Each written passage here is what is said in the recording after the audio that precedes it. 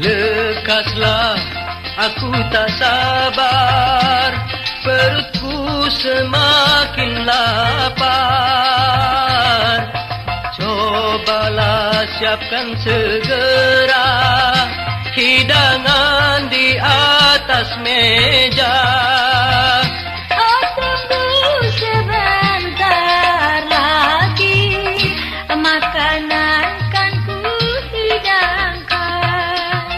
Ahai, lebih nikmat cita rasanya apabila kita makan bersama.